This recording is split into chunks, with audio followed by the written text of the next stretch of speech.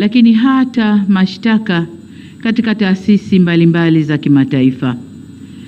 Lakini lile pamoja na malalamiko ya wakazi wa Ngorongoro ya ndani yalinifanya mwezi Disemba mwaka 2024 nitafute nafasi ya kukutana na viongozi wa kimila wa kabila la Wamasai na wazee wa jamii ya Ngorongoro na kuzungumzia kadhia hii kama ilivyokuwa imesambaa. Tulisikiliza changamoto zao kuhusu masuala ya ardhi na utekelezaji wa zoezi la uhamaji wa hiari kutoka Ngorongoro kwenda maeneo yaliyoteuliwa. Kwa kiasi kikubwa, changamoto zao zilihusu matumizi ya ardhi, uhifadhi wa mazingira, pamoja na utekelezaji wa zoezi la uhamaji kwa hiari lililoanzishwa na serikali. Zoezi hilo lililenga kutoa fursa kwa wakazi wa eneo la hifadhi ya Ngorongoro waliokuwa tayari kuhama kwa kuwapatia maeneo mbadala kwa ajili ya makazi na kufanya shughuli zao za kijamii na kiuchumi. Kutokana na changamoto hizo, serikali iliona umuhimu wa kuunda tume hizi mbili, na baada ya kuwasikiliza wenyewe wakazi wa Ngorongoro, tukaona umuhimu wa kuunda tume hizi mbili kwa lengo la kufanya tathmini kama tulivyosema, lakini tathmini ya kina na shirikishi, na ndio maana wenyeji wa Ngorongoro walikuwemo kwenye tume hizi na hata wataalamu wa maeneo mbalimbali tuliwaweka kwenye tume hizi ili kubaini hali halisi ilivyo na kupata mwelekeo wa suluhisho la kudumu kwa changamoto hizo.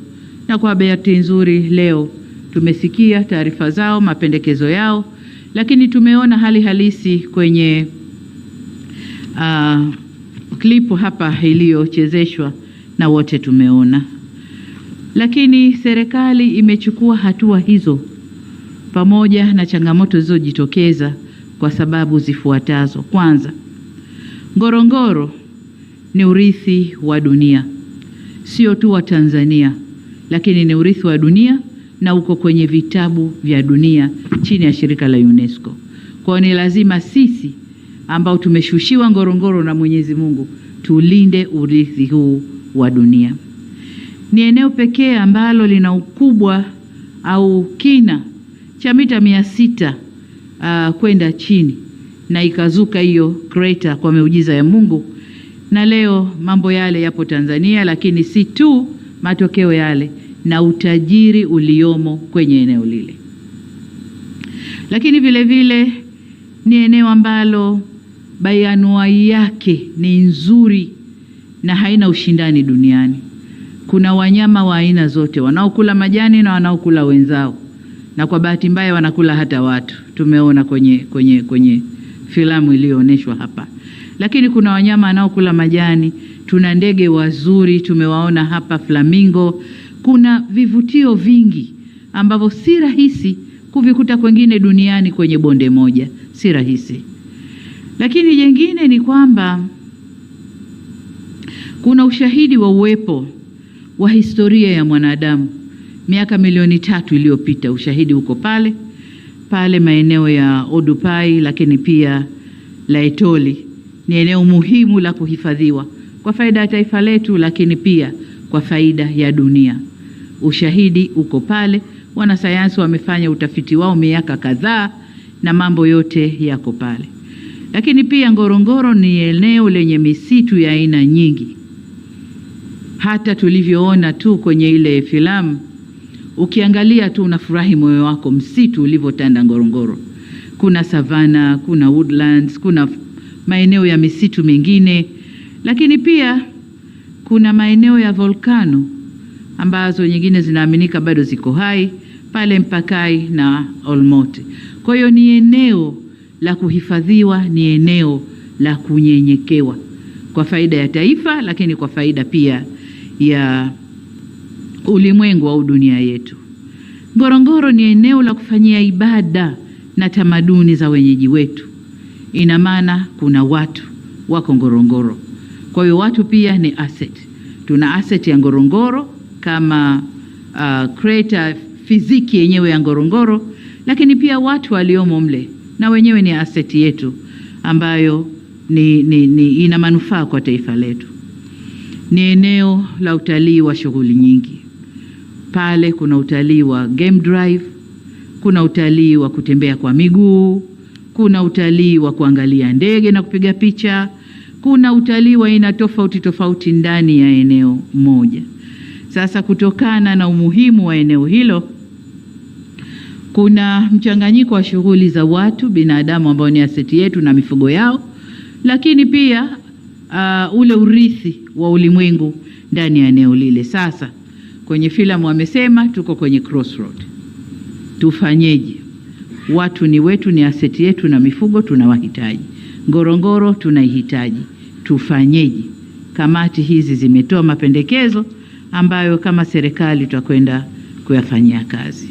Kwa ujumla, nitumie nafasi hii pia kuwapongeza wenyeviti na wajumbe wa tume hizi kwa kukubali kutwishwa jukumu hili zito. Najua lilikuwa ni zito. Mambo yalikuwa ni mengi ya kujadili. Mizunguko ilikuwa ni mingi. Kuonana na watu wengi wenye mawazo tofauti ilikuwa ni jukumu zito.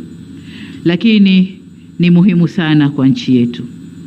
Niwapongeze kwa kazi kubwa na ya kizalendo mlioifanya kwa bidii, uadilifu na weledi ili kutimiza jukumu mlilopewa. Waheshimiwa wenyeviti wa tume na ndugu wajumbe, nimesikiliza kwa kina taarifa za tume zote mbili na kutazama makala ya video iliyoandaliwa ambayo imeonyesha hali halisi ya maeneo mliyoyatembelea. Kimsingi, taarifa za tume zimeonyesha umuhimu wa kulinda mfumo ekolojia unayounganisha eneo la hifadhi ya Ngorongoro, pori la akiba Pololeti na maeneo ya Ziwa Natron. Haya maeneo ni maeneo muhimu sana sana kwa nchi yetu.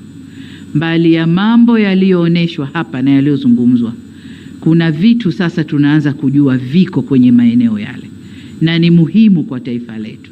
Kuna madini yanayotafutwa ulimwenguni yako kwenye maeneo hayo. Kwa hiyo ni maeneo ya kuyalinda, ni maeneo muhimu kwa taifa letu. Sote tutakubaliana kwamba huu ni mfumo muhimu na wa kipekee kwa ajili ya uhifadhi endelevu wa maeneo haya kwa manufaa ya taifa, lakini pia dunia kwa ujumla. Taarifa hizi pia zimetupa taswira halisi ya changamoto za utekelezaji wa zoezi la uhamaji wa hiari kwa wakazi wa eneo la hifadhi ya Ngorongoro kwenda Msomero, Kitwaibi, Saunyi na maeneo mengine. Nasi tumezisikia changamoto, tumesikia kwamba serikali tulifanya zoezi kwa nia njema, lakini tulikosea baadhi ya maeneo, na hayo ndio maeneo ya sasa kukaa na kutafakari na kurekebisha. Kwa hiyo tutaendelea na hilo zoezi, lakini baada ya kurekebisha. Ni matumaini yangu na ya Watanzania kuwa mapendekezo yaliyomo katika ripoti hizi ambayo yamekwenda kwenye maeneo ya kisera, kisheria, kiuchumi na kijamii ambayo serikali tumeshayapokea, tutakwenda kuyafanyia kazi, yatatuongoza katika kupata namna bora ya kushughulikia swala hili muhimu kwa maslahi ya wananchi na taifa kwa ujumla. Ndugu wa Tanzania wenzangu, niwahakikishie wananchi wa Ngorongoro kwamba serikali itaendelea kushirikiana nanyi katika hatua zote za utekelezaji wa mapendekezo yaliyotolewa na tume hizi mbili kwa mustakabali wa eneo hili na ustawi wa wananchi kwa ujumla. Kwa ujumla niseme kwamba serikali imepokea mapendekezo yaliyowasilishwa na tume, tutafanyia kazi ipasavyo. Kwa mantiki hiyo, ninaielekeza kama tume mojawapo ilivyopendekeza kwamba ofisi ya waziri mkuu isimamie utekelezaji wa mapendekezo haya. Sasa nami nimwelekeze katibu mkuu kiongozi pamoja na waziri mkuu kuratibu utekelezaji wa mapendekezo haya na kuhakikisha kwamba yale yote rasilimali zinazotakiwa kwenye utekelezaji wa mapendekezo haya zinapatikana. Na nikitupa jicho hapa namuona mshika fuko la serikali PSC yuko hapa pamoja nasi. Nadhani mapendekezo ameyasikia. Ndugu zangu, ninatambua kwamba mchakato wa utekelezaji wa baadhi ya mapendekezo yaliyotolewa na tume unaweza kuibua maoni tofauti katika jamii, lakini pia taasisi nyingine ambazo wana interest au wanafaidika na uwepo wa Ngorongoro na maeneo yake, unaweza ukaleta maoni tofauti. Ni waombe wa Tanzania wenzangu kulipa kipaumbele suala la uendelevu wa eneo la hifadhi ya Ngorongoro na maeneo mengine ya hifadhi. Ngorongoro ni almasi yetu Tanzania, ni mali yetu Tanzania, lakini pia ni urithi wa dunia. Wale wote wanaoleta maneno kwa faida zao, kwa wanayoyaona wao, sisi Ngorongoro Mungu ameishusha kwetu Tanzania. Kwa hiyo ni yetu wa Tanzania, lakini ni urithi wa dunia papo hapo. Hatuna budi kuienzi tunu hii ambayo Mwenyezi Mungu ametujalia. Kwa umoja wetu tunao wajibu wa kulinda na kuyahifadhi maeneo haya kwa mustakabali wa maslahi ya wenyeji wa eneo hilo, lakini pia mustakabali wa taifa letu na dunia kwa ujumla. Napoelekea kuhitimisha, nirejee shukrani zangu sana za dhati kwa wenyeviti na wajumbe wa tume hizi mbili na sekretarieti zenu kwa kazi kubwa ambayo mmeifanya. Kazi zenu zimeweka msingi muhimu wa maamuzi ya serikali katika kushughulikia suala hili muhimu kwa taifa. Na hichi kilichofanyika ndiyo wanasema nini? Uongozi wa watu kwa ajili ya watu. Kama kuna malalamiko ya watu, natumia watu wenyewe wa Tanzania, nendeni katizameni na tukubaliane nini tunafanya.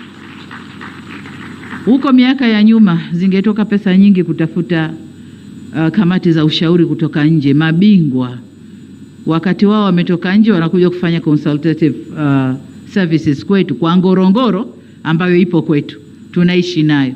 Kwa tulichokifanya hiki ni Utanzania. Hongereni sana. Sasa nihitimishe kwa kuhakikishia kwa serikali itaendelea kushirikiana na wananchi na wadau mbalimbali kupata suluhu za kudumu kwa changamoto mbalimbali zinazotokea ndani ya nchi yetu. Na tunafanya hivyo ili tuweze kulinda uhuru wetu, tamaduni na mila zetu, lakini na heshima yetu kama taifa, kama nchi. Baada ya kusema hayo, niseme sasa kwamba mapendekezo ya tume hii, taarifa za tume mbili ambazo niliziunda sasa yamepokelewa na serikali. Tunakwenda kwa utekelezaji wake, na asanteni sana kwa kunisikiliza.